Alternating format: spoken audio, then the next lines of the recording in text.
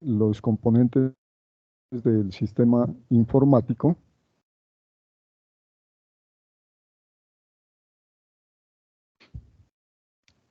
Primero, vamos a iniciar con lo que es un sistema informático. ¿Sí? Hay dos cosas importantes allí, ¿no? La primera, ¿sí? Que es la parte relacionada con lo que es un sistema de información y la otra con lo que es un sistema informático. Parecería que los dos conceptos son los mismos, ¿no? Pero en realidad, sí, el sistema informático es un sistema de información con la intervención de los recursos informáticos de hardware y de software. Es decir, yo podría tener un sistema de información que se maneje manualmente, ¿sí? O poder tener un sistema de información que se maneje a través de un software. En ese momento, esa aplicación o ese software se convierte ya en un sistema informático donde voy a tener, ¿sí? Como elementos la parte física, que es el hardware, la parte lógica, que es el software, ¿sí? Y los usuarios, que son las personas encargadas de administrar, manejar o son usuarios de esa aplicación.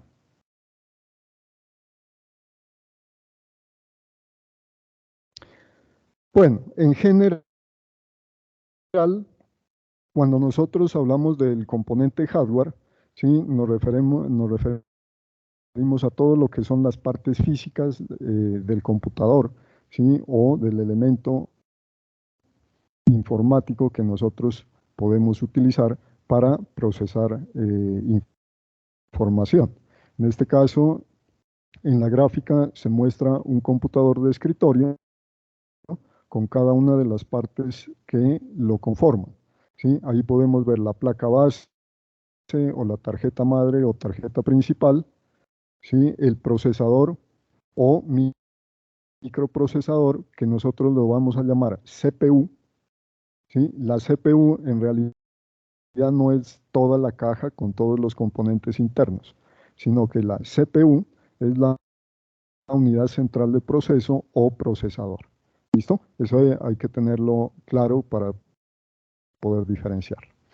También tenemos la tarjeta o las tarjetas de expansión que en algunos casos podemos utilizar, ¿sí? Muy frecuentemente las que más se utilizan son las tarjetas gráficas, ¿sí? Las tarjetas de sonido y las tarjetas de red.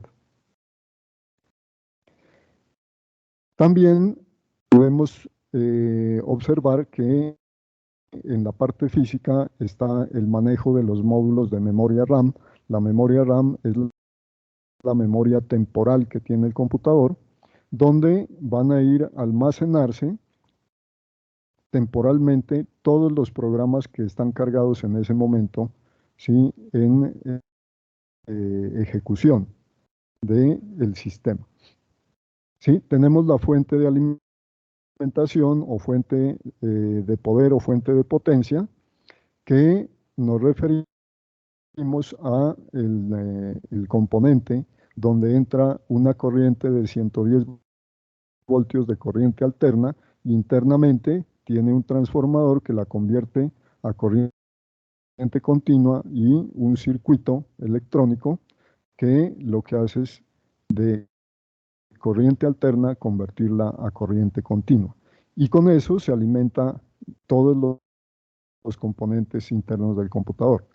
Entonces tenemos allí los cablecitos de color, ¿sí? Color rojo y negro, que serían 12 voltios, el color naranja y negro, que serían 5.5 voltios, y el color amarillo o verde con el color negro, que es tierra, que daría los 3.5 voltios con que se alimentan todas las partes electrónicas como tal, los componentes electrónicos del computador.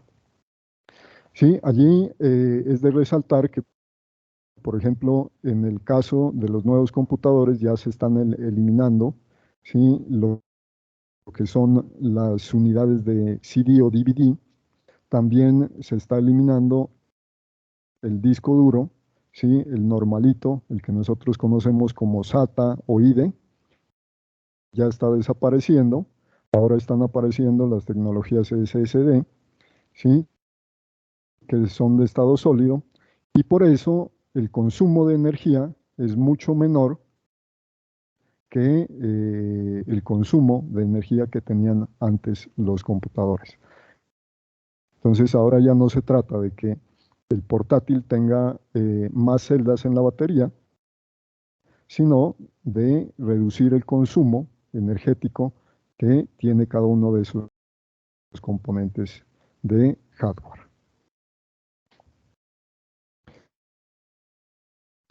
Bueno, además de esos componentes, ¿sí? Que van en la unidad central, en la caja, ¿sí? Tenemos lo que nosotros llamamos los periféricos.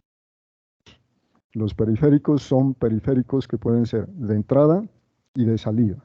Los periféricos de entrada, ¿para qué nos sirven? Para cargar los datos, ¿sí? Desde el periférico, llámese teclado, mouse, puede ser una memoria, puede ser un escáner o cualquier otro medio, ¿sí? Se cargan los datos, ¿sí? Y van a ir a las partes internas que son la memoria y el procesador, ¿sí? Donde, ¿sí? A través de las instrucciones se recogen esos datos y se realizan las operaciones que se requieran con esos datos. Y hay unos periféricos de salida. Esos periféricos de salida, ¿sí? Generalmente nosotros conocemos los más utilizados, que son la impresora, la pantalla y los parlantes, ¿sí? O speaker. Entonces, esos periféricos de salida nos sirven ¿para qué?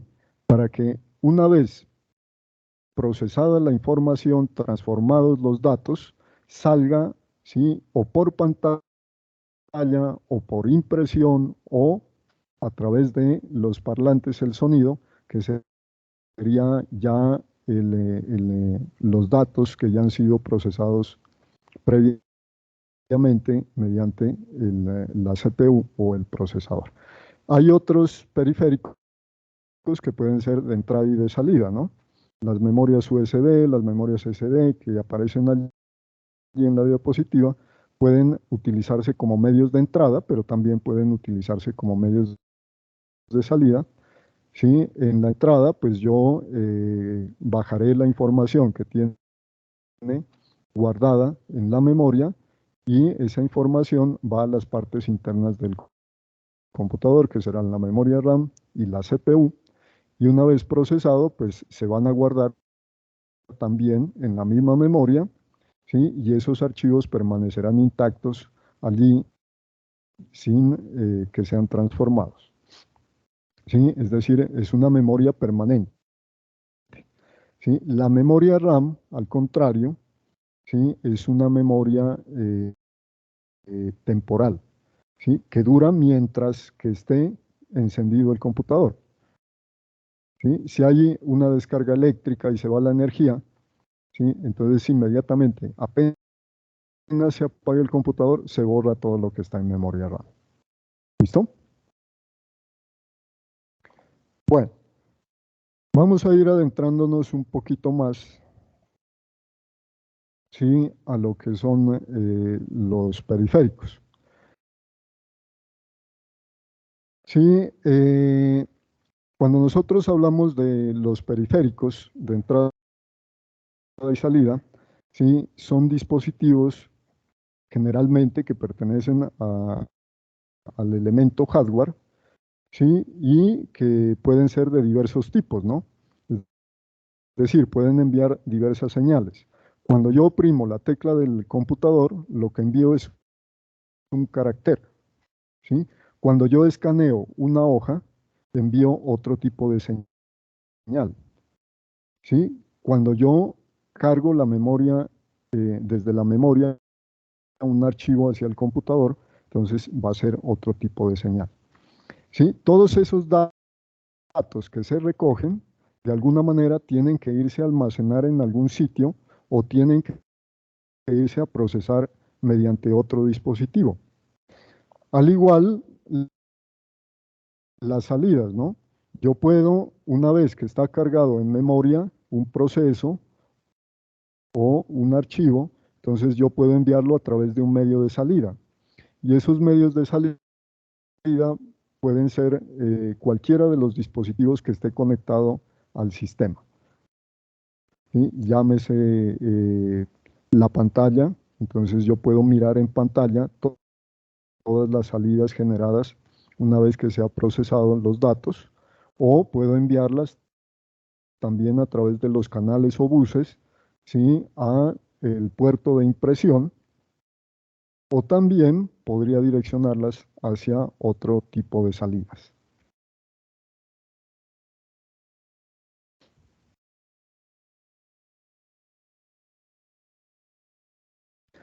Bueno, cada uno de los dispositivos,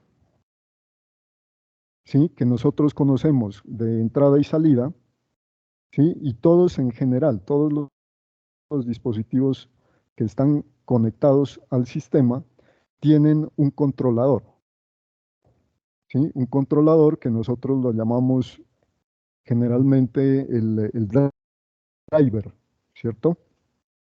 Entonces, cuando, por ejemplo, nosotros vamos a conectar una tarjeta graficadora, ¿sí? Y instalamos la tarjeta graficadora en el slot de expansión, ¿sí? Inmediatamente el sistema va a reconocerla, pero me va a pedir un controlador de la tarjeta, ¿sí? Si yo no la tengo, entonces el sistema se encargará de configurarlo con alguno de los que tenga dentro del sistema operativo que sea similar o que sea un referente para poder configurar ese tipo de tarjetas. Igual sucede, por ejemplo, con una tarjeta de sonido. Yo voy a conectar la tarjeta de sonido, ¿sí? Inmediatamente la reconoce el sistema, ¿sí? Y me va a pedir el controlador, el driver. Si yo no lo tengo a mano, ¿sí? El mismo sistema se encarga de configurarlo, pero no va a ser la misma configuración que tiene el driver, sino será una versión aproximada a la que él alcanza a reconocer y que está dentro del sistema operativo. ¿Sí? Entonces, toda esa parte de los controladores de entrada y salida se refieren, ¿sí? A todos esos programitas, ¿sí? Que de alguna manera me ayudan a configurar los dispositivos que yo tengo instalados en el sistema. Sí, aquí nos dice que teniendo en cuenta las diferentes mecánicas, las diferencias mecánicas y eléctricas entre la CPU y los periféricos, se necesita de un dispositivo que permita la comunicación entre ellos. Eso es un controlador. Sí, también me dice, la estructura de estos dispositivos dependen de los periféricos, pero también hay similitudes entre ellos. Es decir, que todos los periféricos, ¿sí? A pesar de que son diferentes y con señales diferentes de entrada o de salida, ¿sí? Tienen algo en común, y es que manejan tres tipos de registros, ¿sí? El primer registro, que se llama registro de control, ¿sí? Ese es un registro de entrada, ¿sí? Es decir, de entrada quiere decir de escritura, porque yo voy a entrar los datos, ¿a dónde? Al sistema o al computador.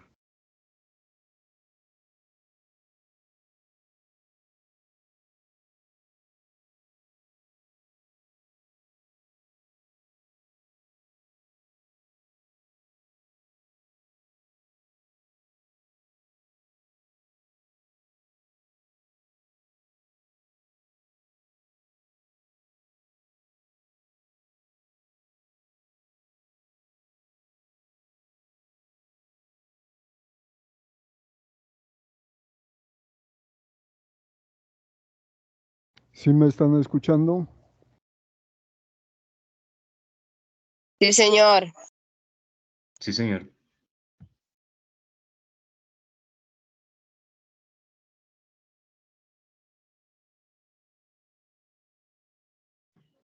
Profe, ¿está hablando? Allí no le escucho.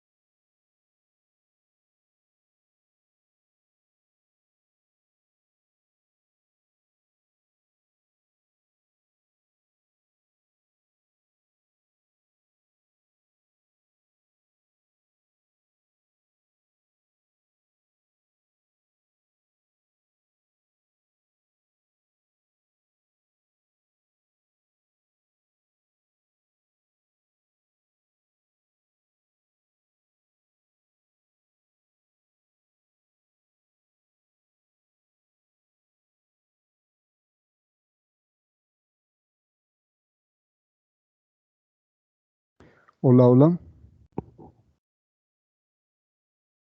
Sí, se escucha. Sí, profe, se lo escucho. Ya, bueno.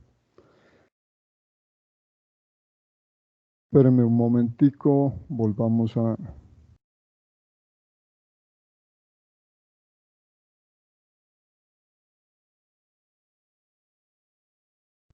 compartir.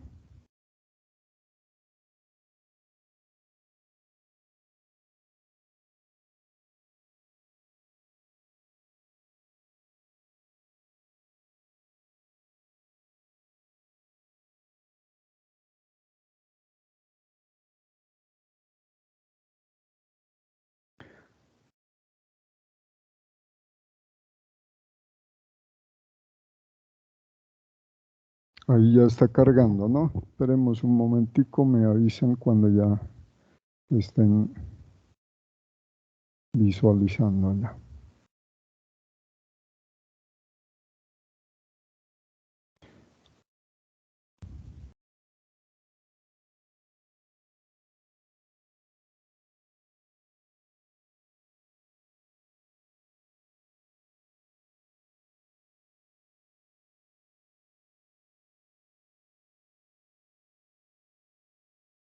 Bueno, ya habíamos hablado de esta parte de los controladores, entonces decíamos que hay un registro que se llama el registro de control, ¿sí? Que es un registro a la entrada o de escritura.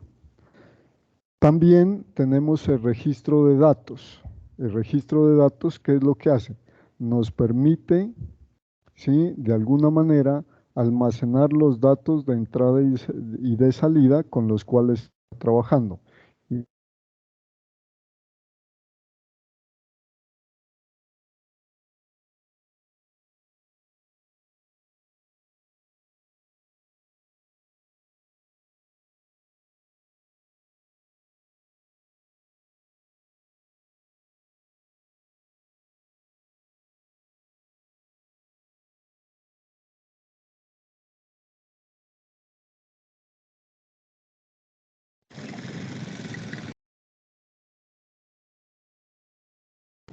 Ya no se escucha.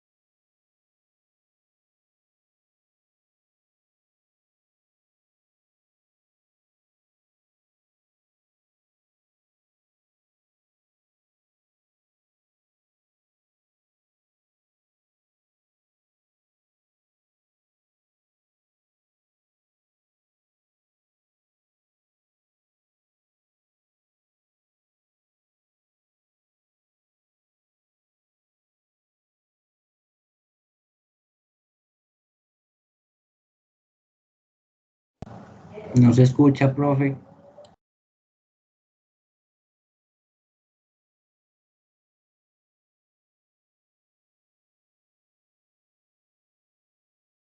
¿Ahí ya me escuchan? Ahora sí, profe.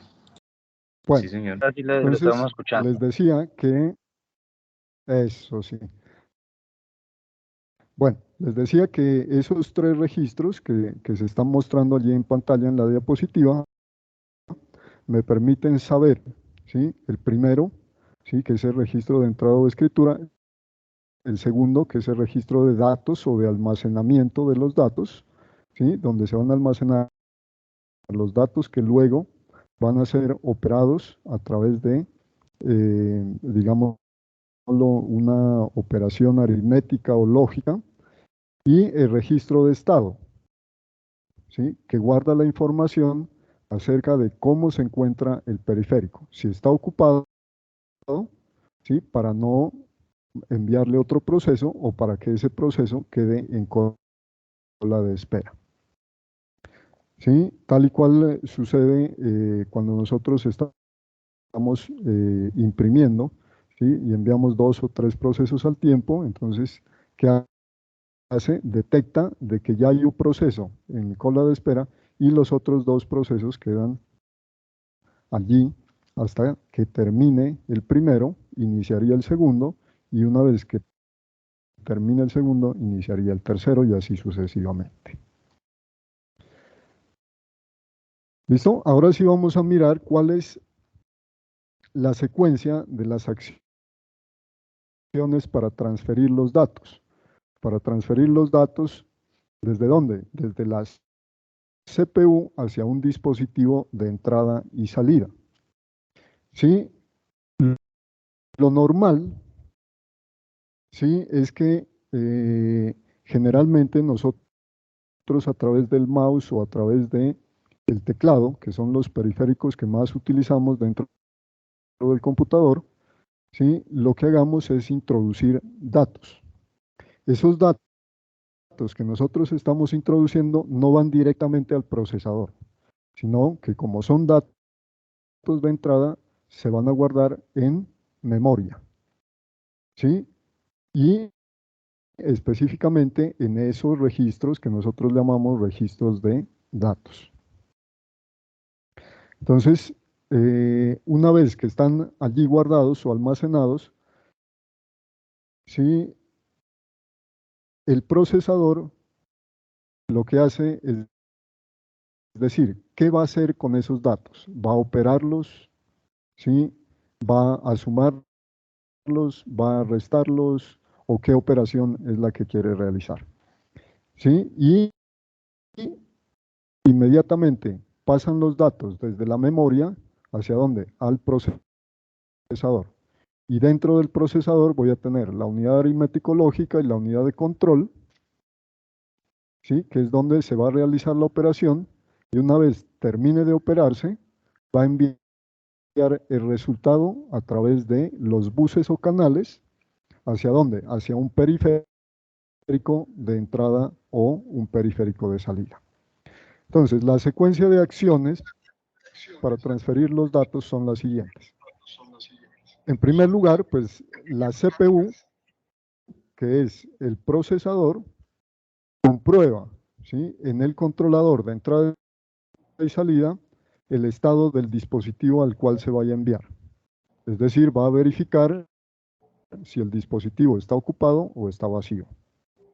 Segundo, dice, el controlador devuelve el estado del dispositivo. Entonces ya me dice, mire, está ocupado, ahorita no puedo atenderlo.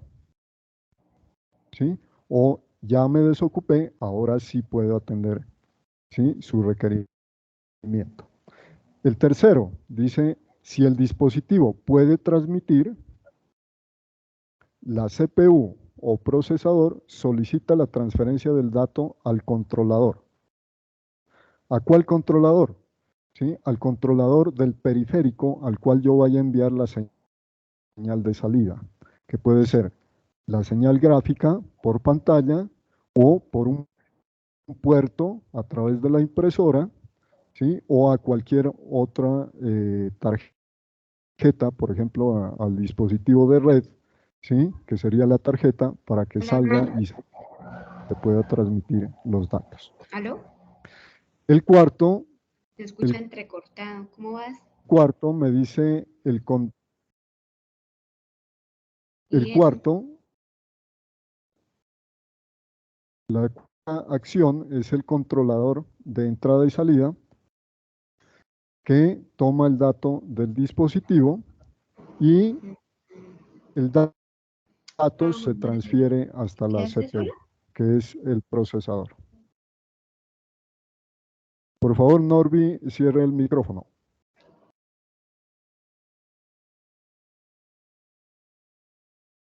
Bueno, en cuanto a los tipos de memoria, ¿sí? Nosotros generalmente cuando hablamos de un sistema informático vamos a encontrar varias clasificaciones, ¿sí? Algunos las clasifican en memorias permanentes y memorias temporales. La memoria permanente es donde se guarda la información de manera permanente, es decir, así se apague la energía, va a permanecer la información almacenada en ese dispositivo. Pero hay una memoria también temporal, ¿sí? En la cual una vez se apague la energía, se borra todo lo que está allí almacenado. Hay otra clasificación que me dice, ¿sí? Que hay memorias primarias y memorias secundarias. La memoria primaria se la identifica como la memoria RAM y la memoria secundaria, que es la memoria de almacenamiento, que sería el disco duro. ¿Listo? En este caso vamos a tomar otra clasificación, ¿sí? Específicamente para arquitectura de computadores, que nos dice que la memoria puede ser interna o externa. Por favor, cierre el micrófono. Joseph. Solamente conteste. Va.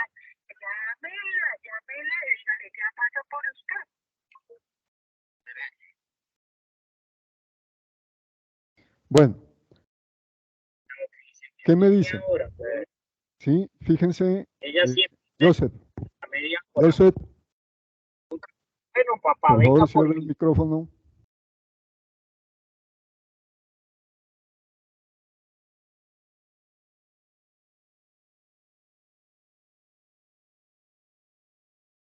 Bueno, entonces,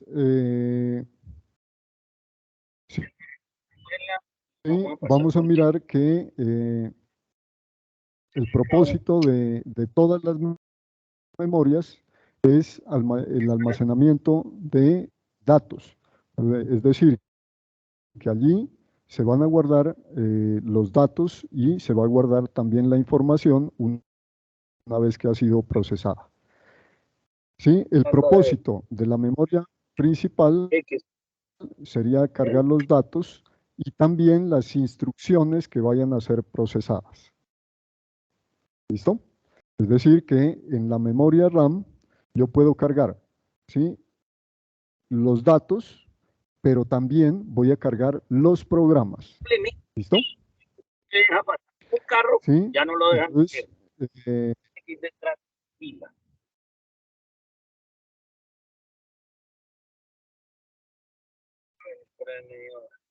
Faltando de... bueno, ahí ya le cerré el micrófono a Joseph.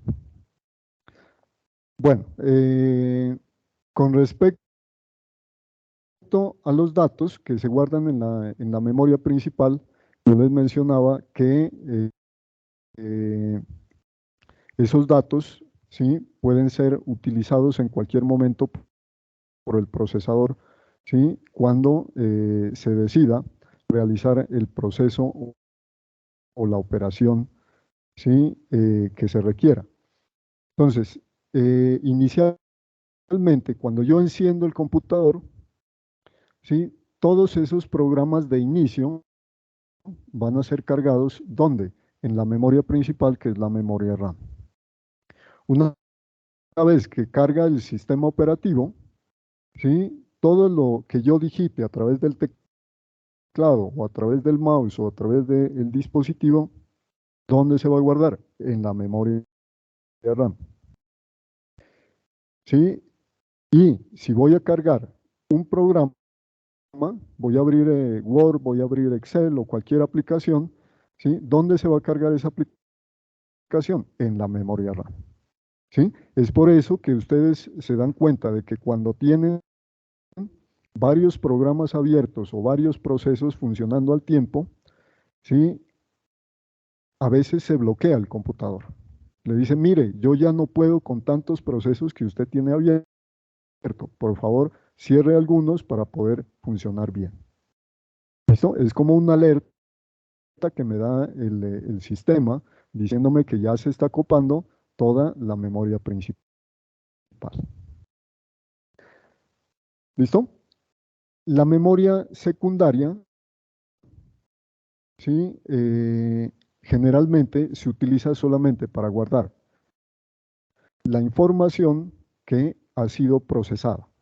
¿Sí? Nosotros la asociamos, la memoria secundaria, ¿sí?, o memoria externa, ¿sí?, a lo que son discos duros, ¿sí?, la asociamos a las memorias USB, a los discos duros externos que nosotros podemos conectar a los computadores y donde utilizamos, ¿para qué? Para sacar copias de seguridad generalmente, ¿sí?, o para guardar los datos en la memoria RAM y poder transportarlos hacia otro computador o hacia otro dispositivo y poder procesarlos en otro sitio.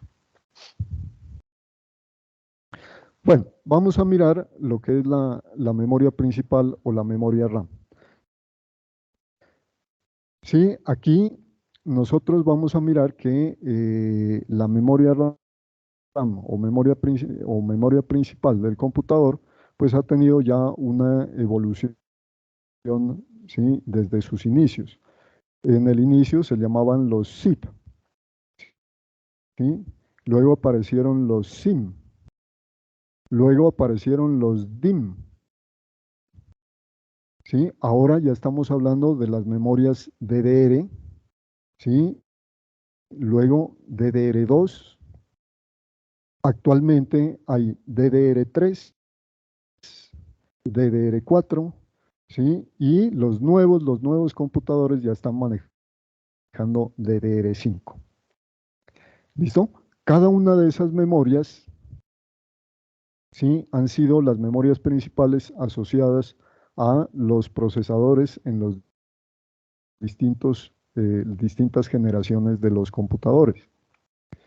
¿Sí?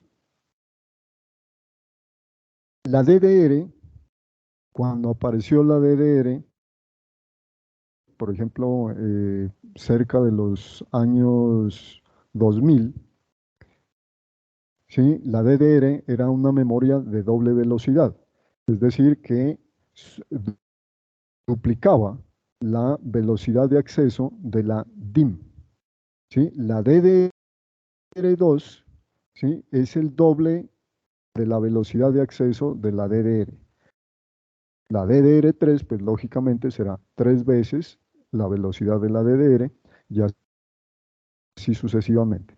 Entonces, a medida que evolucionan los computadores, la velocidad de transferencia desde la memoria RAM hacia el procesador y del procesador a la memoria RAM es mucho más rápida o mucho más ágil. ¿Listo? La memoria RAM es una memoria de tipo temporal, ¿sí? Y generalmente todo lo que se almacena no se almacena llamémoslo así, en sistema o en el sistema que nosotros conocemos, que es el sistema decimal, sino que puede almacenarse, ¿sí? O se almacena generalmente en código binario. Binarios es en ceros y en unos, ¿sí? Pero algunos de los procesadores pueden almacenar los datos en otros códigos que pueden ser el sistema octal, hexadecimal, el ABCD, el sistema ANSI, que han sido los, digámoslo así, los sistemas que más se han utilizado en los sistemas de cómputo o en los computadores. ¿Eso para qué? Para realizar operaciones. Entonces, eso lo van a ver ustedes cuando vayan a hacer la práctica de programación,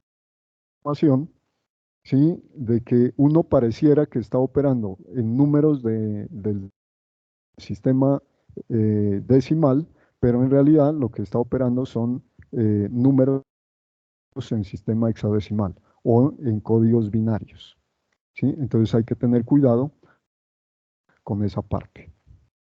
Dice, para ser ejecutados, los programas y los datos almacenados en el disco duro son cargados a memoria antes de ser ejecutados por el microprocesador. Es decir, que necesariamente el camino, ¿sí? que deben hacer los datos es, de alguna manera, cargarse en los registros, ¿sí? que tiene asociados la memoria principal o la memoria RAM o la memoria secundaria, ¿sí? Y posteriormente pasar a lo que nosotros llamamos la CPU, que es el microprocesador, y en el microprocesador ya tenemos la unidad de control y la ALU que se encargan de hacer el procesamiento de los datos. ¿Sí? En este momentico, entonces vamos a mirar cuál es el sistema de memoria. ¿Sí? La información que se carga en la memoria RAM, ¿sí? Puede ser de dos tipos, ¿no? Primero, los programas de arranque. ¿Sí? Ustedes en la gráfica, como pueden ver, allí en la parte superior está algo que nosotros lo conocemos como la BIOS la BIOS-ROM. ¿Se han escuchado hablar de la BIOS-ROM? ¿Del qué, tutor? Sí, en la BIOS-ROM. No, yo no. ¿No? Bueno, entonces mire, en la BIOS-ROM, ¿sí? Lo que se carga son todos los dispositivos de entrada y salida que están conectados en ese momento al sistema. Es decir, que si por ejemplo yo enciendo en este momento mi computador, ¿sí? Lo que hace, o lo primero que hace el sistema es cargar el programa de arranque y luego detectar qué periféricos de entrada y salida están integrados en ese momento en el sistema. Entonces él va a detectar el mouse, va a detectar el teclado, va a detectar si está conectado a una impresora, va a detectar una cámara, va a detectar, ¿sí? Una tarjeta de video, una tarjeta de sonido. Entonces la BIOS-ROM es donde ¿sí? Se encarga de almacenar los datos de todos los dispositivos que están conectados en el sistema. ¿Listo? ¿Esa es la misma que En uno la le BIOS-ROM llaman no se fuente puede. de alimento? Tutor. ¿Esa es la misma que le dicen la ¿Perdón? fuente de alimento? ¿Esa es la misma que le dicen la fuente de alimento? Fuente ¿La de BIOS-ROM? alimentación. ¿O no? Es otra. No, generalmente la BIOS-ROM dentro del sistema, cuando ustedes le dicen entre a la setup es la BIOS-ROM. Ya, En ya. la setup están todos los programas, ¿sí? Que usted puede configurar, ¿para qué? Para que detecten todos los dispositivos que en ese momentico están asociados al sistema. ¿Listo? Edison. Vale. Edison tiene una pregunta. Buenas noches, sí, señor profesor. Buenas noches. Una consulta, su merced, profe. ¿Todo sistema tiene sus BIOS-ROM?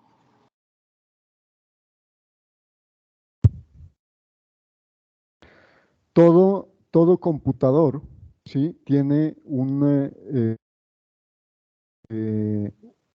digamos, un chip donde guarda la configuración del sistema, ¿sí? Es decir, que si yo, por ejemplo, voy a mirar un celular, el celular debe tener un chip donde guarda, ¿sí? Toda la configuración del sistema. Si yo voy a una tablet, en la tablet voy a encontrar un chip de configuración de todo el sistema. En un computador, pues lógicamente también lo voy a encontrar. ¿Listo? ¿Sí? La forma de acceder, bueno, la forma de acceder a esa configuración, como les mencionaba, es a través de la setup. Hay algunos por ejemplo, le han colocado clave a la setup. Es decir, entraron a la setup, la configuraron y se olvidaron de la clave. ¿Sí? Cuando sucede eso, entonces yo lo que hago es, voy a destapar mi computador, ¿sí? Y allí voy a encontrar una pila, ¿sí? Esa pila que yo encuentro en el computador es para mantener la BIOS-ROM, ¿sí?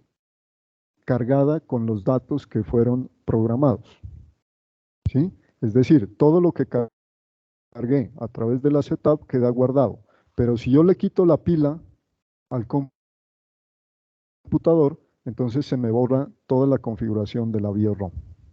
¿Listo?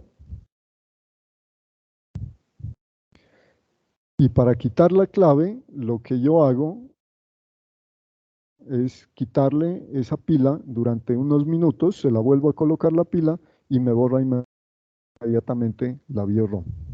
¿Sí? Y lo que hace la BIOS-ROM, ¿sí?, es nuevamente, ¿sí?, prendo el computador, empieza a cargar el sistema. Una vez que carga el sistema, empieza a reconocer nuevamente los dispositivos que están conectados en ese momento y vuelve a configurarlos. ¿Listo? Bueno, entonces esos son los programas de arranque, ¿sí?, los que se cargan allí en la BIOS-ROM o en la memoria ROM. Esa memoria no se puede escribir, solamente es una memoria de lectura. Es decir, yo no puedo sobreescribir en ella. ¿Sí? En algunas tarjetas madres vienen ya con la BIOS-ROM programable. Es decir, es una memoria no ROM, sino PROM. ¿Sí? ¿Qué quiere decir PROM? Que si la BIOS-ROM, yo no puedo modificar lo que ya está programado allí, pero en la PROM yo sí puedo modificarlo de alguna manera. ¿Sí? Hay una aplicación que se llama el FLAX, ¿sí?, mediante la cual yo puedo lograr que esos computadores viejitos que no me acepten discos duros grandes puedan aceptarlos. Entonces, ¿cómo hago? Actualizando, ¿sí?, la BIOS-ROM. Pero el problema es que si se pierde, ¿sí?, de alguna manera, si yo estoy actualizando la configuración de la BIOS-ROM, ¿sí?, y se me va la energía o sucede algo que lo desconecte, ¿sí?, se daña prácticamente se daña pues la memoria o la BIOS-ROM. ¿Sí? Bueno, los segundos son los programas de usuario. ¿Sí? Estos programas generalmente se cargan, como son programas de usuario, se cargan por cada uno de los usuarios que maneja el computador una vez que ya lo tiene encendido. ¿Sí? Entonces, cuando yo cojo, enciendo mi computador, ¿qué estoy haciendo? Cargando el sistema operativo. ¿Dónde está cargando el sistema operativo? En la memoria principal o memoria RAM. Yo sigo abriendo otros programitas. Abrí el Excel. Entonces, ¿sí?, cuando yo estoy abriendo el Excel para que pueda ejecutarse las instrucciones, ¿sí?, se está cargando ¿dónde? En la memoria principal o en la memoria RAM. Cuando yo cargo unos datos y le digo realice una operación, ¿qué hace? Transfiere los datos que están cargados en la memoria principal o memoria RAM al procesador o CPU. Allá se hace la operación y se devuelven a memoria. Y una vez cargados en memoria, se decide a dónde los voy a enviar. Si los voy a almacenar en disco duro o los voy a sacar a un periférico, que puede ser o la pantalla o imprimirlos o lo que yo tenga que hacer con esos datos. ¿Listo? Lo cierto es que todos los programas de aplicación se van a ir a cargar en la memoria RAM. Es por eso que cuando uno tiene memoria RAM disponible, pues se ejecutan más rápido los procesos. Pero cuando se me está acabando la memoria RAM, pues lógicamente, ¿sí?, empieza a entorpecerse la ejecución de los programas que están abiertos, se vuelve lento el computador, ¿sí?, y lógicamente puede llegar a bloquearse el sistema. ¿Listo? Entonces, también, por ejemplo, en la memoria RAM, cuando ustedes tienen su computador y en la pantalla tienen cargado en el escritorio, ¿sí?, lleno de iconos, todos esos iconos que ustedes miran allí se están cargando en la memoria RAM. Es por eso que ahora recomiendan que el escritorio se deje libre, es decir, que la pantalla inicial del sistema se deje libre y que los datos que usted tiene allí cargados o los iconos que tiene allí se los transfiera hacia otro sitio, que puede ser mis documentos, pues en el caso de que sean archivos, o se borren los accesos directos que quedan en la pantalla para liberar memoria RAM. ¿Sí? La otra también es comprar una tarjeta, por ejemplo, gráfica, ¿sí? Y la tarjeta gráfica lo que hace es cargar en la memoria que tiene la tarjeta gráfica lo que ahora está cargado en la memoria principal. Entonces me desocupa parte de lo que es la memoria RAM. ¿Listo? Bueno. Vamos a seguir con la parte de los mapas de memoria. ¿Sí? ¿Qué nos dice? El mapa de memoria es una estructura que me indica, ¿sí?, cómo está distribuido el campo de direcciones de la CPU, donde aparecen todos los dispositivos conectados al sistema con sus respectivas direcciones. ¿Qué quiere decir eso? Que cuando yo conecto, ¿sí?, el teclado y conecto el mouse, ¿sí?, esos dispositivos van a tener unas direcciones de memoria, ¿sí? Esas direcciones de memoria me indican, ¿sí?, dónde está cargado ese dispositivo. Si adicional a los que ya están cargados yo conecto otro dispositivo, ¿sí?, él va a ir a buscar dónde almacenarlo, ¿sí? Y todos los programitas de aplicación también van a ir a buscar un sitio, ¿sí?, que será un registro de memoria donde ir a almacenarse. ¿Sí? El mapa de memoria me indica entonces, ¿sí?, los sitios exactos donde yo puedo ubicar los dispositivos que están conectados al sistema con sus respectivas direcciones. ¿Listo? Entonces, cualquier, como lo dice allí, ¿no? Dice, todos los sistemas de computador que deban ser accedidos desde la CPU, que es el procesador, deben tener una dirección de memoria. Y así estarán mapeados todos los dispositivos que están integrados en el sistema. Bueno, dentro de las memorias hay una jerarquía, ¿sí? Esa jerarquía de las memorias me indica desde el sistema de memoria más interno hacia el más externo. ¿Sí? El más interno, donde se van a guardar los datos, las operaciones, las condiciones, se llaman registros. ¿Sí? Es el segmento de memoria más interno dentro del computador. De allí está la memoria caché. Ustedes conocen que los procesadores actuales tienen memoria caché nivel 1 y memoria caché nivel 2. ¿Sí? Entonces, esa memoria caché, ¿sí?, también es un espacio donde van a ir a guardarse las instrucciones que más he utilizado en una sesión. Es decir, si yo estoy haciendo sumas y estoy utilizando la suma, ¿sí?, varias veces, entonces en la memoria caché irá a guardarse ese operador que se llama suma.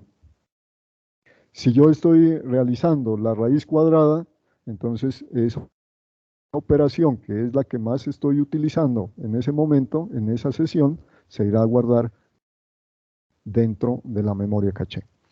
Eso evita que ese operador o esa operación no se cargue en memoria principal, sino que se cargue directamente en el procesador, que es donde se va a procesar. ¿Listo? Entonces ahí cargaría los datos y cargaría la operación y todo se realizaría en el mismo procesador sin intervenir la memoria principal. Luego tenemos la memoria que se llama la memoria principal o memoria RAM.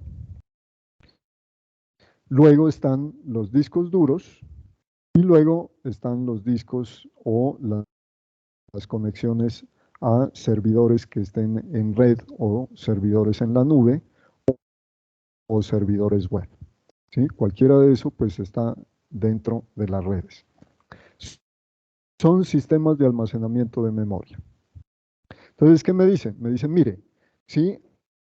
A mayor capacidad de la memoria, menor será la velocidad de acceso. Es decir, que si yo voy a utilizar un disco duro, tendrá más capacidad, pero menos velocidad que la memoria RAM.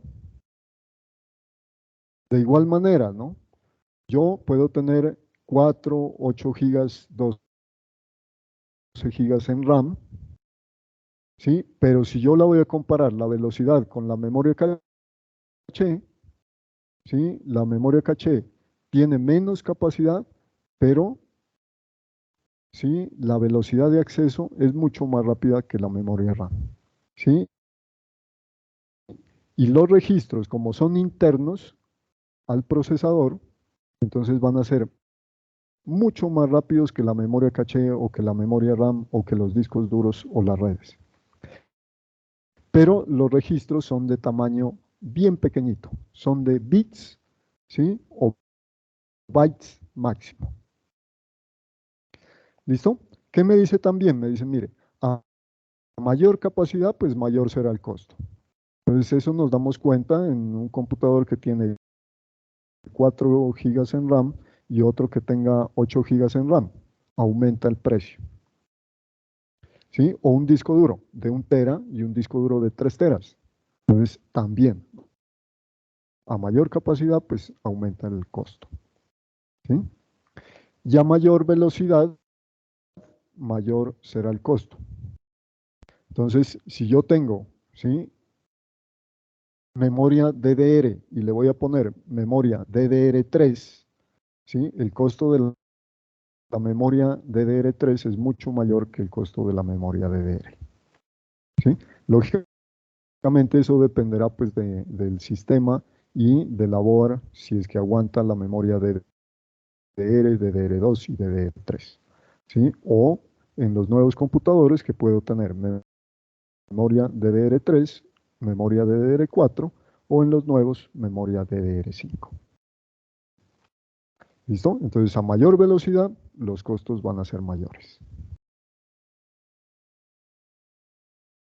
Bueno, vámonos al procesador. ¿Sí? El microprocesador se llama la CPU del computador. ¿Listo? Entonces es la unidad central de procesamiento. ¿Sí? Imagínense ustedes que haría un computador sin la unidad central de procesamiento. ¿Qué piensan que para qué serviría un computador sin la CPU?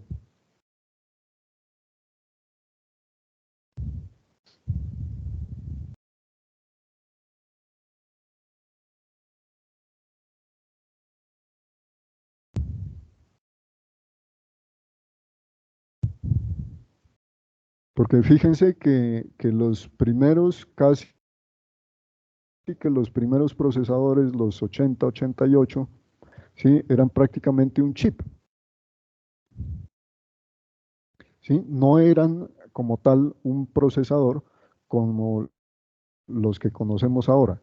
No, era un chip, ¿sí? En el cual se cargaban instrucciones y se procesaban instrucciones. Y yo tenía un coprocesador que se llamaba el coprocesador matemático para realizar operaciones de tipo aritmético y de tipo lógico, que combinado con el procesador me ayudaban a mejorar el procesamiento o la velocidad de procesamiento en operaciones aritméticas o lógicas. ¿Cuáles son las funciones entonces del procesador? Entonces lo primero que hace el procesador es leer instrucciones, ¿sí? De los datos datos que están guardados allá en la memoria, que puede ser la memoria RAM. Otro de las funciones es coger esos datos, ¿sí?, y decodificar, ¿sí?, las instrucciones para interpretar qué acción se va a realizar con esos datos. El tercero, ¿sí?, es recoger los datos necesarios para realizar las instrucciones que se solicitan, ¿sí?, que pueden ser operaciones, pueden ser tomar opciones, digámoslo así, ¿sí?, que también podrían estar o podrían hacerse mediante los registros de bandera, que son la toma de decisiones en determinados casos. ¿Sí? Pueden también ejecutar, ¿sí?, las operaciones oportunas sobre los datos de tipo aritmético lógico, ¿sí?, o también pueden almacenar los resultados que se han generado, ¿sí?, mediante la aplicación de una operación sobre unos datos. Entonces, se almacenan los datos temporalmente, ¿sí?, pero luego van nuevamente a la memoria RAM y de allí hacia un dispositivo de entrada y salida. Entonces, allí se muestra cuáles son las funciones asignadas, al igual que en la lectura que ustedes debieron hacer sobre los sistemas informáticos.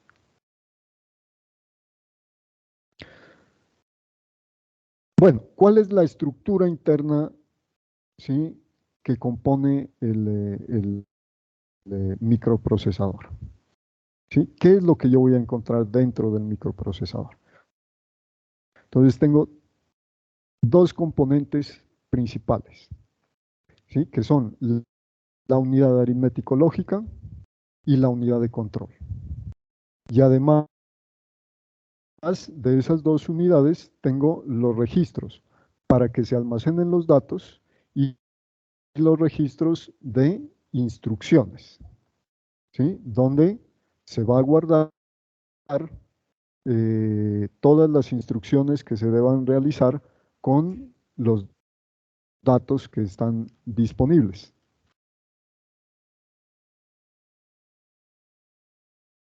Entonces, allí en la gráfica nosotros podemos mirar, ¿sí?,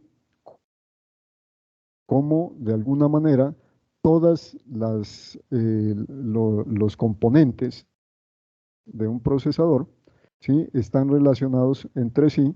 ¿Para qué? Para llevar desde la memoria principal o memoria RAM los datos hacia el procesador y a través de los dispositivos, entonces poder sacar esos datos que ya han sido procesados, ¿sí?, hacia un canal externo, que puede ser un dispositivo de salida, cualesquiera, o un periférico, ¿sí?, que esté asociado en ese momento al sistema. ¿Qué es la unidad aritmético-lógica? ¿Sí? Como su nombre lo indica, esa unidad se encarga de realizar las operaciones que nosotros conocemos como operaciones aritméticas, que son, ¿sí?, suma, resta, multiplicación, división, ¿sí?, o lógicas, ¿sí? Las operaciones lógicas, que son AND, OR, NOT, XOR, ¿sí?, que son las principales operaciones que se pueden realizar, ¿sí?, en la parte lógica, con los datos que se carguen pues en esa unidad. Bueno, ¿qué nos dice acá? Dice, es la parte de la CPU o del procesador que se encarga de la ejecución de las operaciones aritméticas y lógicas necesarias para ejecutar un programa. Las operaciones se deben realizar, ¿sí?, las operaciones que se deben realizar se las indicará la unidad de control. Es decir, que la unidad de control se encarga de decirle cuáles son las operaciones que se deben realizar con esos datos.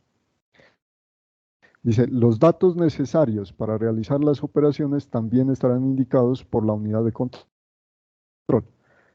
que previamente los habrá sacado de la memoria o un puerto de entrada o salida. ¿Sí? Es decir, que los datos pueden ser cargados desde el teclado, ¿sí? Y el teclado está conectado a través de un cablecito a una conexión. Perdón, Daniela, sí, la presentación está cargada. ¿Sí? Bueno, entonces les mencionaba que todo lo que son las operaciones que se van a realizar, primero se cargan en memoria, pero luego se bajan, ¿sí?, al procesador. Y específicamente se cargan en esos registros que se llaman los registros de datos. ¿Listo? Y luego, si hay que hacer una operación de tipo aritmético lógico, pues interviene, ¿sí?, esa unidad aritmético lógica.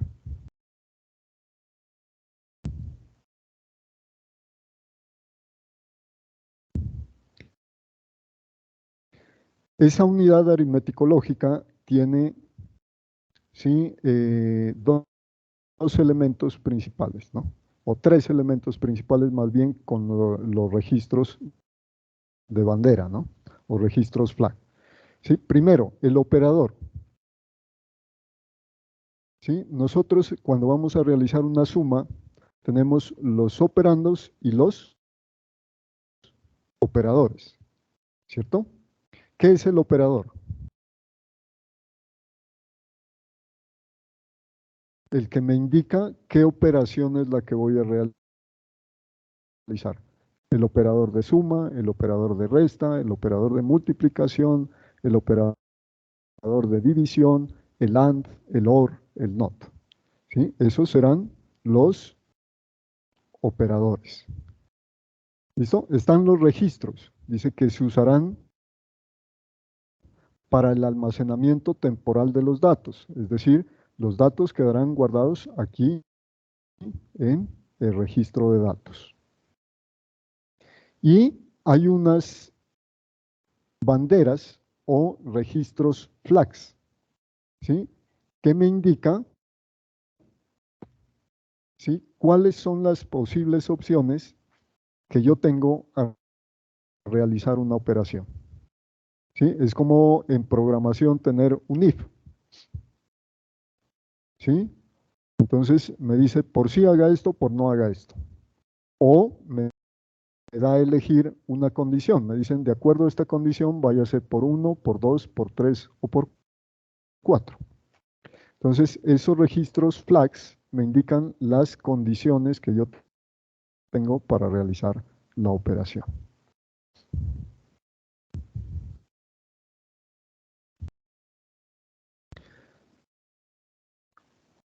Las operaciones que yo puedo realizar con la unidad aritmético-lógica, como ya los había dicho, son operaciones de tipo aritmético y las operaciones lógicas. ¿Sí? De tipo aritmético yo puedo realizar suma, resta, multiplicación, división. ¿Pero qué es una multiplicación? La multiplicación se hace con sumas sucesivas. ¿Sí? Igual que la división se hace con restas. Entonces, internamente el computador no hace una división, sino que está haciendo una división a través de restas o una multiplicación a través de sumas sucesivas. ¿Sí? Puede realizar también operaciones lógicas. Aquí me dice cuáles son OR, AND, OR exclusiva y la NOT. Pero también puede realizar desplazamientos. Mediante esa operación se desplazan los bits que están guardados en un registro hacia otro. ¿Sí? Eso me permite hacer saltos. Entonces, si yo tengo, ¿sí?, guardado guardada una operación, ¿sí? en un segmento de memoria que se llama registro, está guardado en el registro AX, yo puedo pasarla al registro DX, ¿sí? y hago el salto para realizar o para que esa operación que está en este momento en AX pueda, ¿sí? llevarse al registro DX. Entonces me dice allí, mediante esta operación se desplazan los bits de un registro o lugar bien a la derecha o a la izquierda. Puede ser lógico, en cuyo caso los espacios resultantes de los desplazamientos se llenan con ceros, o puede ser aritmético.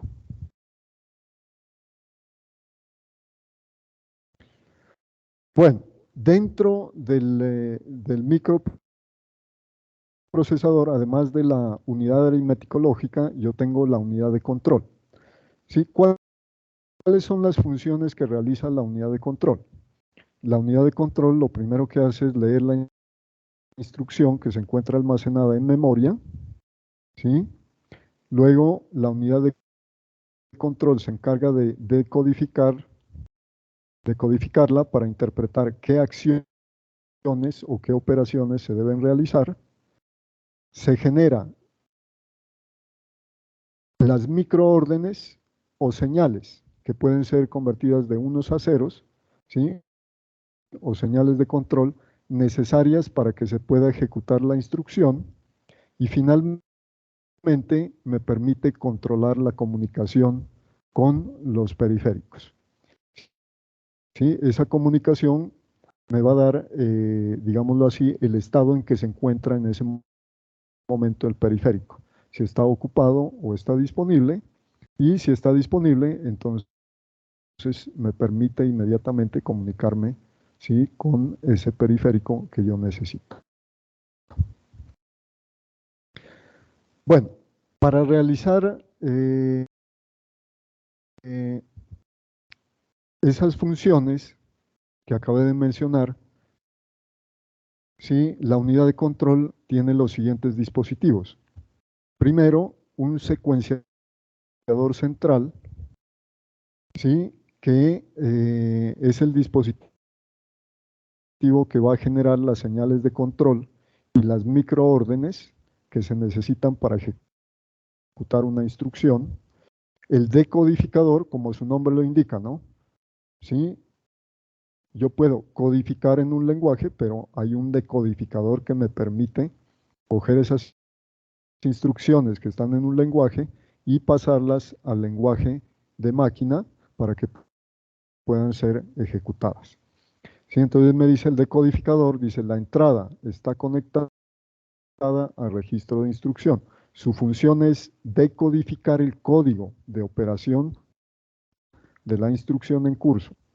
La salida de ese decodificador va conectada al secuenciador central para que las microórdenes que se generen sean correctas para ejecutar la instrucción en curso. ¿Sí?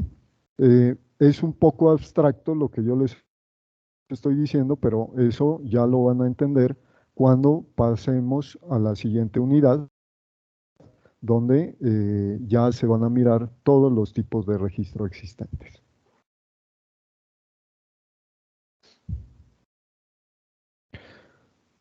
Bueno, para la ejecución, ¿sí?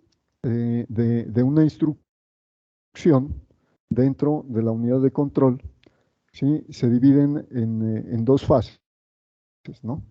La primera fase, que es la búsqueda y análisis de la instrucción, ¿sí? y la segunda, que es la fase de ejecución de la instrucción.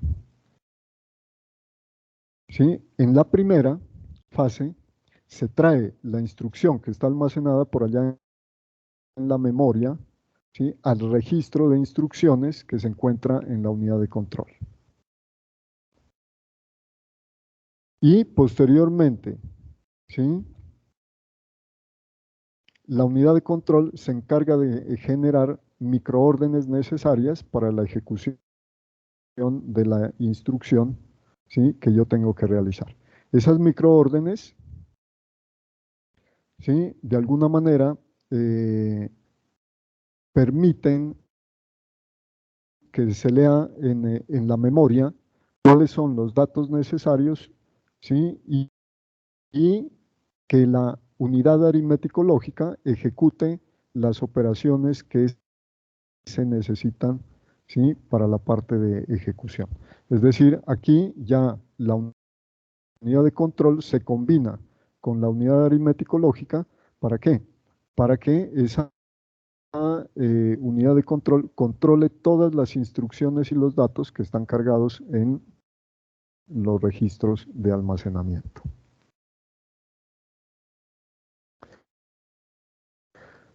Bueno, y dentro del procesador, ¿sí? ¿Sí? Lo que nunca nos han dicho es que allí tenemos también una especie de memorias que se llaman los registros, ¿sí? Allí es donde se van a ir a almacenar los datos, las instrucciones, ¿sí? Para posteriormente realizar las operaciones que se requieren con esos datos, ¿sí? ¿Qué son los registros?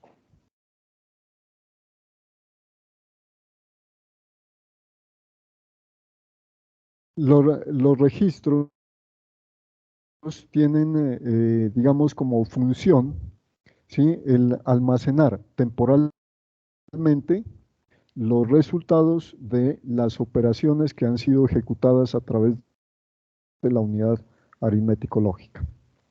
Es decir, que yo puedo guardar datos en AX o en BX, que son dos registros, ¿sí? Y el resultado lo voy a almacenar en DX.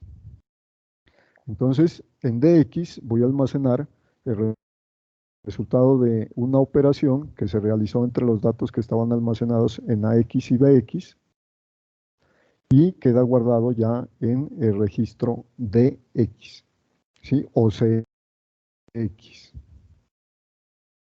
Dice que además del banco de registros se dispone también de un registro que se llama el registro bandera, donde se almacenan algunas de las condiciones de la última operación que se ha ejecutado en la unidad aritmético-lógica.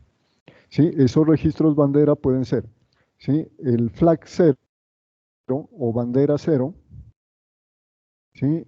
El flag de acarreo, cuando eso lo van a entender cuando estemos realizando las operaciones en binario, las operaciones en octales, en hexadecimal, ¿sí? Allí vamos a mirar qué es lo del acarreo, ¿sí?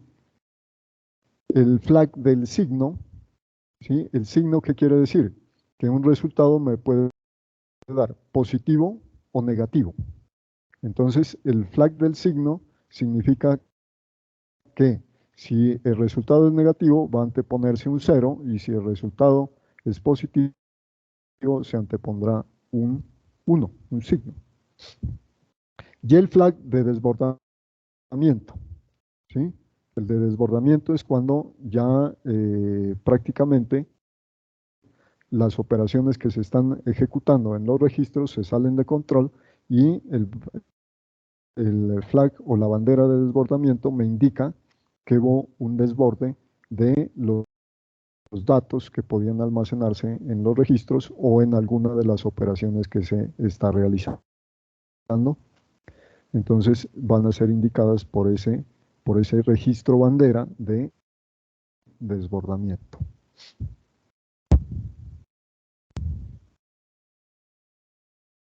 Dentro de los registros también tenemos un contador de programa que se llama el registro PC. ¿Sí? Ese es un registro que almacena la dirección de memoria de la instrucción que se va a ejecutar. Cada vez que se lee la instrucción, el registro se va a incrementar. ¿Sí?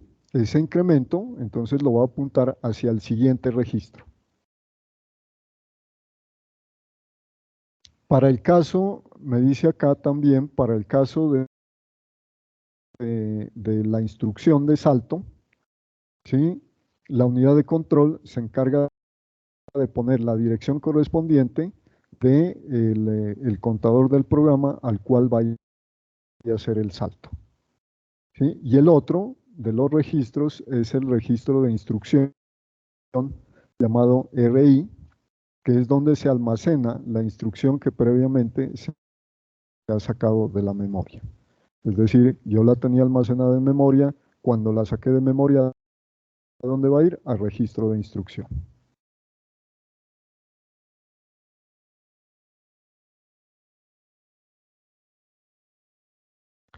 Y tenemos el puntero de pila o registro SP. Entonces, miremos, por ejemplo, hagan de cuenta que ustedes tienen 5 libros y van a colocarlos en un montón, de arriba hacia abajo. Entonces yo voy a meter el primer libro, encima de ese coloco el segundo, encima de ese el tercero, encima de ese el cuarto y encima de ese el quinto libro. ¿Será que yo puedo sacar el primer libro sin afectar a los libros que están encima? ¿Sin moverlos? No, ¿no? Entonces, sí, se comporta como si fuera una pila. ¿Qué quiere decir una pila? Que el primero que fue almacenado va a ser el último en salir. Y el que está más arriba, que es el último que fue almacenado, va a ser el primero en salir. Entonces, de esa manera se comporta ese registro que se llama puntero de pila o registro SP. ¿Sí? Se almacenan varias instrucciones, pero la primera instrucción es la última en ejecutar. Y la última instrucción que entró es la primera que se va a ejecutar. ¿Listo?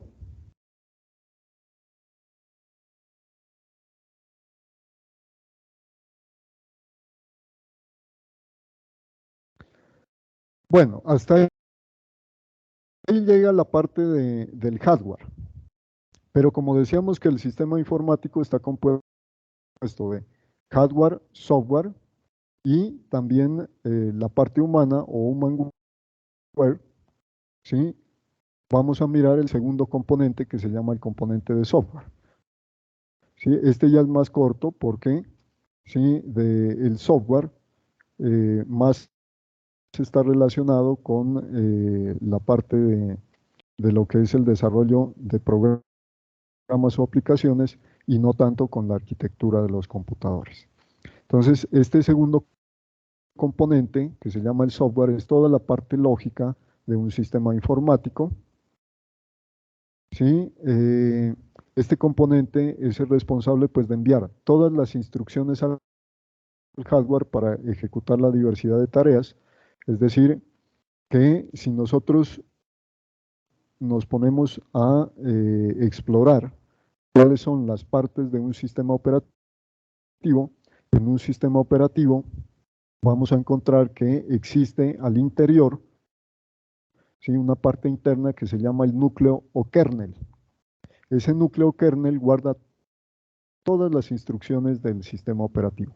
Y alrededor del kernel está el shell. El shell es la parte programable, ¿sí? Del sistema operativo. Es decir, lo que yo podría modificar. El kernel puede aumentar las instrucciones, ¿sí? Pero generalmente, ¿sí? Cuando el kernel ya tiene programadas unas instrucciones, ¿sí? Ya se vuelven más de lectura que de lectura-escritura, es decir, no las puedo modificar. Yo podría modificar a través del shell, ¿sí? Y encima del shell están las órdenes de comando, que son las instrucciones que nosotros ejecutamos en el sistema operativo. Por ejemplo, darle un dir, ¿sí? Para directorios, darle un list para listar los archivos, darle un edit para editar, ¿sí? Para eliminar, para adicionar, etc. Entonces, existen comandos en línea, perdón, comandos que se llaman los comandos del sistema operativo, mediante las cuales, ¿sí?, yo puedo ejecutar acciones sobre el sistema operativo. Y por último, encima de todo está la plataforma gráfica, ¿sí?, dentro del sistema operativo. Entonces yo puedo manejar comandos en línea, ¿sí?, a través de el teclado, y puedo manejar la parte gráfica a través del mouse. ¿Sí? De la misma manera, entonces yo voy a encontrar primero entonces el hardware que acabamos de mirar. Encima del hardware, para comunicarse con el hardware, yo necesito necesariamente el sistema operativo, que es el que me permite bajar las instrucciones a un lenguaje de bajo nivel que sea entendido por el hardware. Y encima del sistema operativo, o sea, una vez que ya tengo instalado el sistema operativo, yo puedo instalar cualquier aplicación. Puede ser un software contable, puede ser un software ofimático, puedo instalar una vacuna, puedo instalar un editor de texto, puedo instalar un editor de imágenes, ¿sí?, un reproductor de video, un reproductor de sonido, etc. Todas esas son aplicaciones que van encima del sistema operativo, ¿sí? Y finalmente, pues está el usuario, ¿sí? El usuario, que es el que maneja todas las aplicaciones que están instaladas en el sistema o en el computador.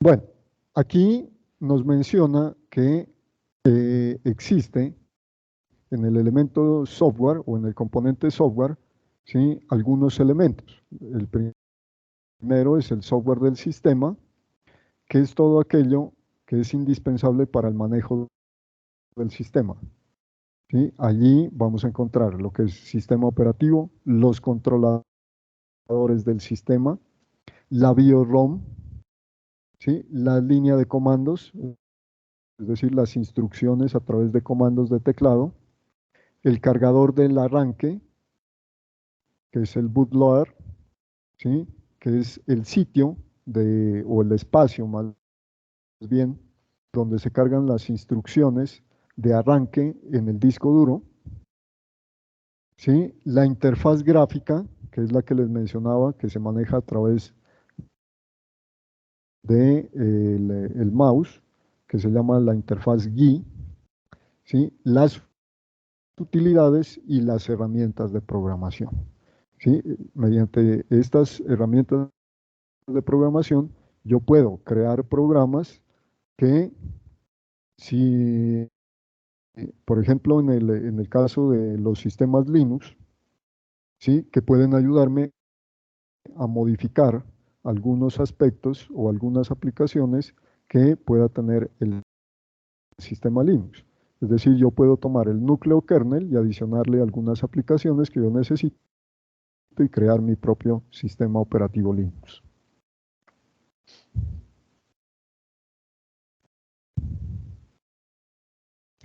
Y está el software de aplicación, ¿sí? El software de aplicación, que se refiere a las diversas aplicaciones o programas que se pueden instalar en un sistema, ¿sí? Dentro de ellas tenemos los navegadores web, los juegos, los editores de imágenes, reproductores de videos, software antivirus, procesadores de texto, hojas de cálculo, presentaciones, calculadoras, ¿sí?, etcétera. Todo un conjunto, una gama de posibilidades de software de aplicación que yo podía instalar, ¿sí?, sobre el sistema operativo, ¿sí? Nosotros generalmente conocemos las aplicaciones como los programas que funcionan para procesos empresariales. llámese una nómina, un inventario, un software para recursos humanos, un software para proyectos, ¿sí? Lo asociamos más con esa parte, ¿sí? El software de aplicación. Y finalmente, pues el componente humano, que es el que interactúa, ¿sí? A través de los programas y las aplicaciones con el hardware, ¿sí? Entonces, generalmente, ¿sí? Nosotros dentro del componente humano, ¿sí? Tenemos varias también clasificaciones, pero en este caso, ¿sí? Podríamos decir que para el sistema informático, ¿sí? El elemento humano o el componente humano, ¿sí? Serían todos los que trabajan en el diseño, desarrollo, implantación y explotación del software. ¿Listo? Si hablamos de un sistema o una aplicación, tendríamos, por ejemplo, ¿sí?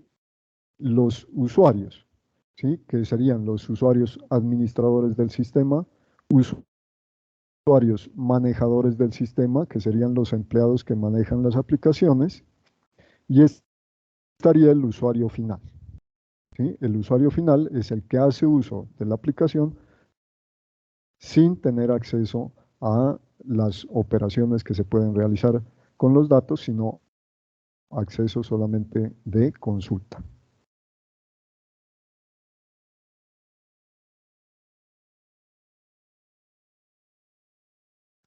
Bueno,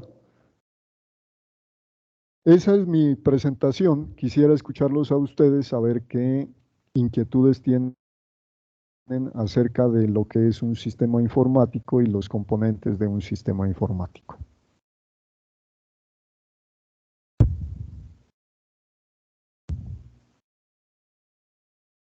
Entonces los escucho. ¿Tienen alguna pregunta, alguna inquietud?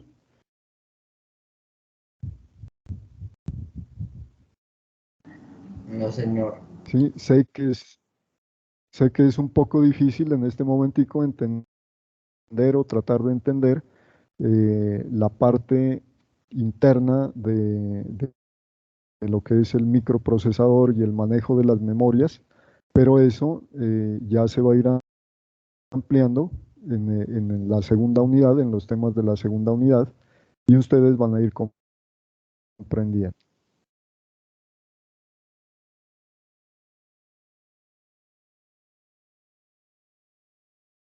¿Alguien que quiera hacer alguna pregunta?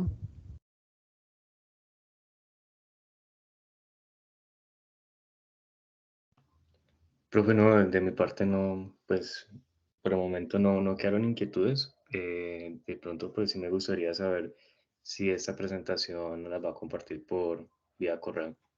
Está muy interesante toda la información que hay allí.